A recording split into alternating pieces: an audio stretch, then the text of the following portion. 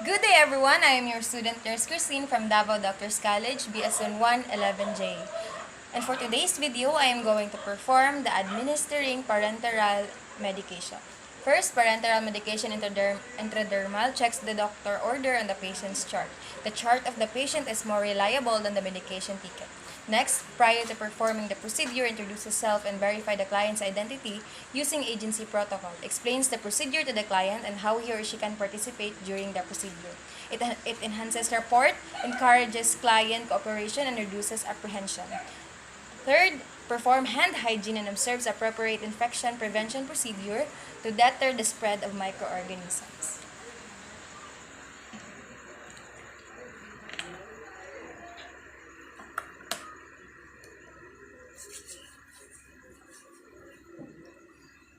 Next, arrange the medication card and hypodermic tray with the responding drug. Organization and planning result in economy of time and effort and minimize confusion.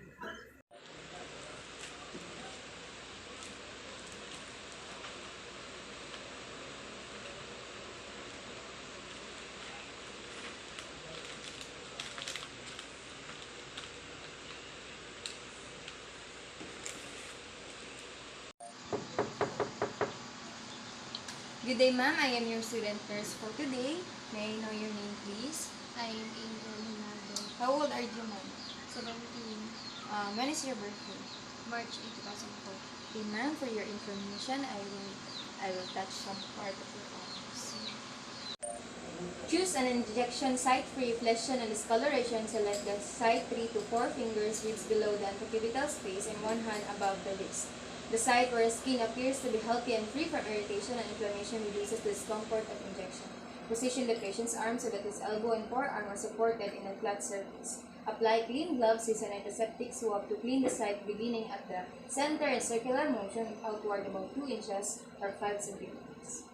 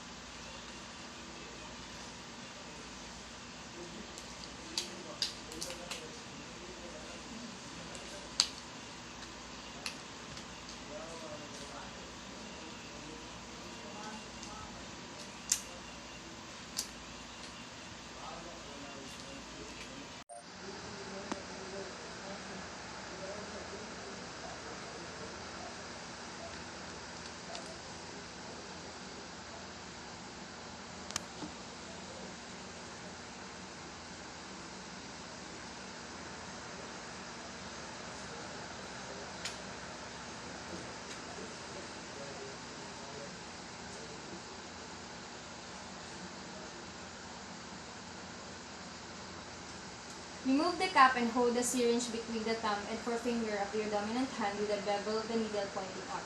Intradermal tissue will be entered with the needle is held as near parallel to the skin as possible. Stretch the skin front and the injection site by pulling gently with the thumb and forefinger and at your non-dominant hand. Touch skin provides an easy entrance into intradermal tissue. Next, pull the needle very close to the patient's skin. Insert it slowly at 5 to 15-degree angle until you feel the resistance. Advance the needle up the epidermis about 1/8 inches or 3 millimeters.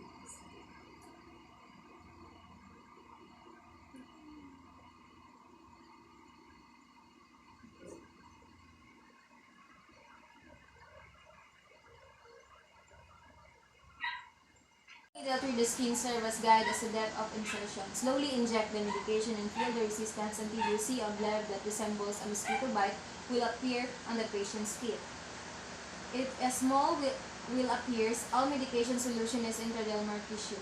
Withdraw the needle at the same angle that it was inserted in patriotic cotton ball. Do not massage the area.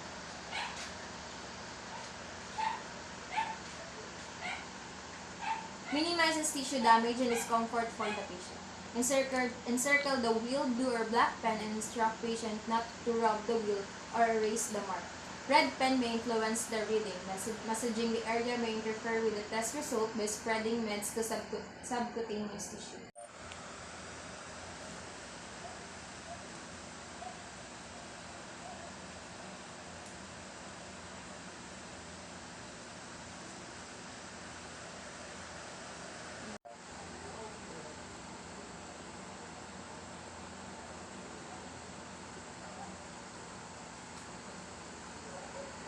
Next, assist patient to a comfortable position. Indicate the site and due time for reading. Nurse considers the well-being of the patient. Writing those data will serve a reminder for the nurse and the procedure done.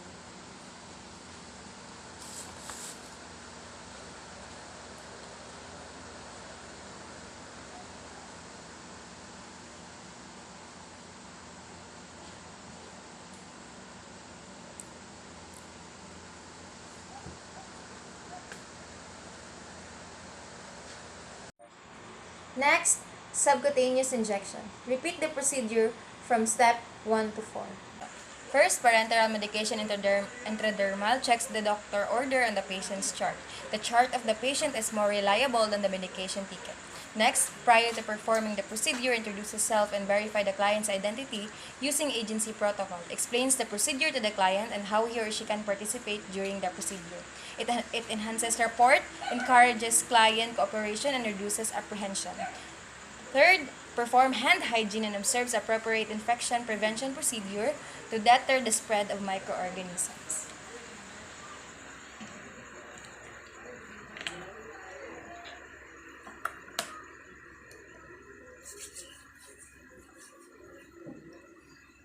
Next, arrange the medication card on hypodermic tray with the responding drug. Organization and planning result in economy of time and effort and minimize confusion.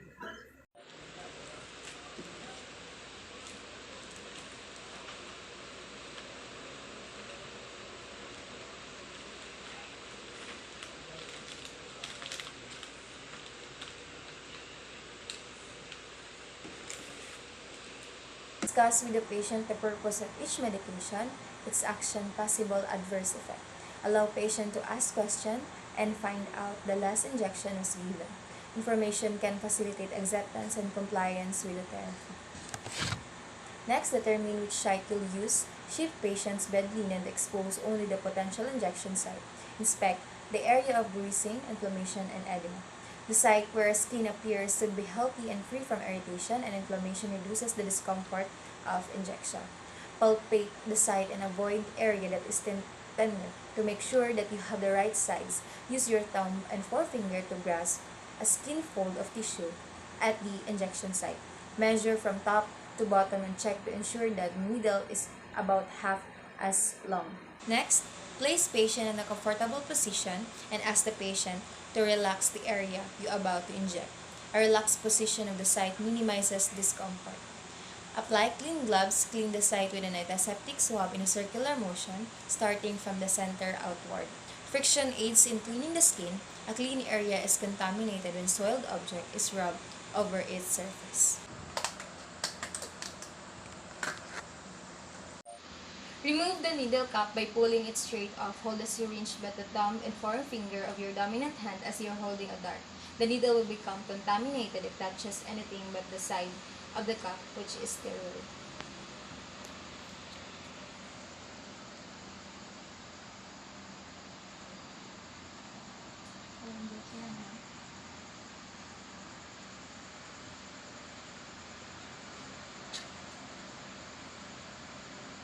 Insert the needle quickly and firmly at 45 to 90-degree angle. Release the pinched skin.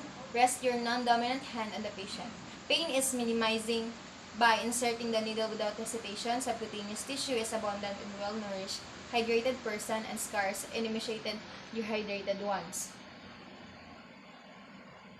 Move your dominant hand at the end of the plunger and slowly inject the medication over several seconds. Retain your grasp on the syringe to keep it still. Pain is minimizing by inserting the needle without hesitation. Subcutaneous tissue is abundant in well-nourished, hydrated person and scarce in emaciated, dehydrated ones. Rapid injection may cause discomfort. Quickly withdraw the needle, place the swab or gauze pad on the site and apply gently pressure but don't massage. Depressing skin places counter traction and minimizes patient discomfort when the needle is withdrawn.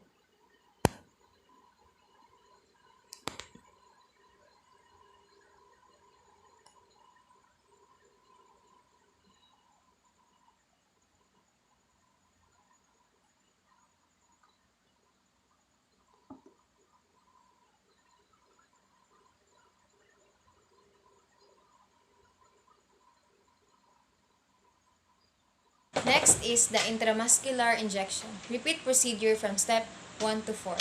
First, parenteral medication intradermal checks the doctor order on the patient's chart.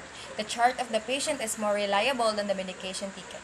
Next, prior to performing the procedure, introduce yourself and verify the client's identity using agency protocol. Explains the procedure to the client and how he or she can participate during the procedure. It enhances rapport, encourages client cooperation, and reduces apprehension. Third, perform hand hygiene and observes appropriate infection prevention procedure to deter the spread of microorganisms.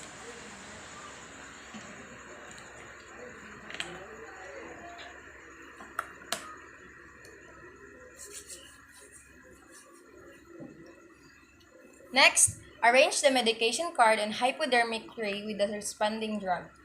Organization and planning result in economy of time and effort and minimize confusion.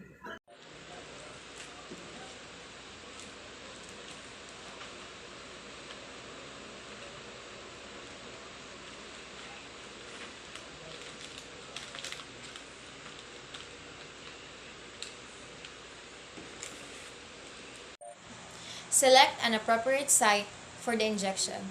Vastus lateralis and deltoid muscle as possible site for IM injection to reduces the discomfort of injection. Examine the integrity and amount of patient's muscle mass and palpate the muscle areas of tenderness are not suitable for injection sites. Inspect the area for bruising, inflammation, and edema. If the skin shows bruises or inflammation, use other site. The site where skin appears to be healthy and free from irritation and inflammation reduces the discomfort of injection.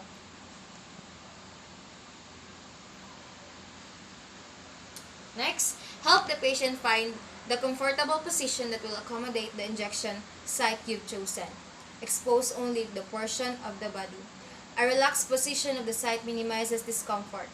Apply clean gloves and use anatomical landmarks to find the site again. For ventrogluteal injection, place the heel of your hand over the greater truncheon of the patient's hip with the wrist almost perpendicular to the femur. Point the thumb towards the patient's groin. Point the index finger to the anterior superior iliac spine and extend the middle finger back along the iliac crest towards the buttocks. The index finger, middle finger, and the iliac crest form a V-shaped triangle. The injection site is the center of the triangle to help locate for the intramuscular injection. Next, disinfect the injection site in a circular pattern from inner to outer for about 2 inches to prevent entry of microorganisms into the tissue. Hold the gauze pad between the third and fourth fingers of your non-dominant hand. Remove the needle cap by pulling it straight off. Hold the syringe with the thumb and forefinger of your dominant hand as you are holding a dart. The needle will become contaminated if it touches anything but the inside of the cup, which is sterile.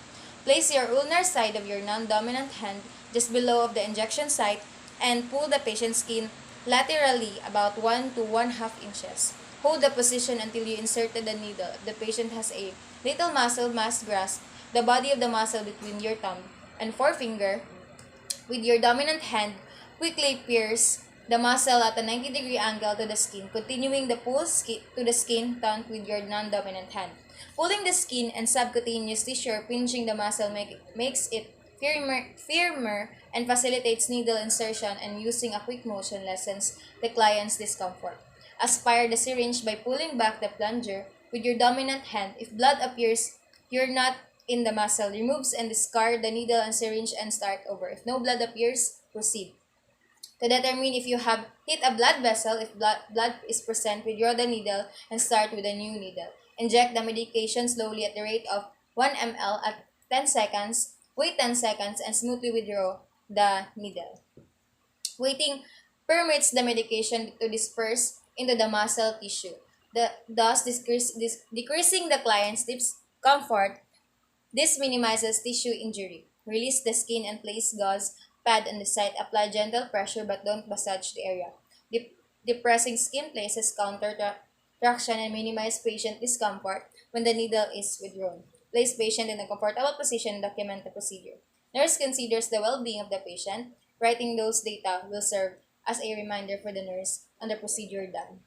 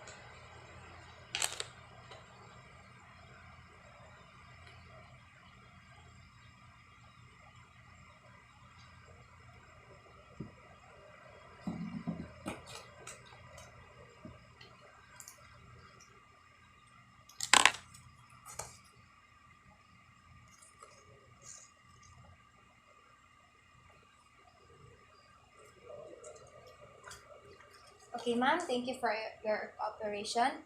The assessment is already done.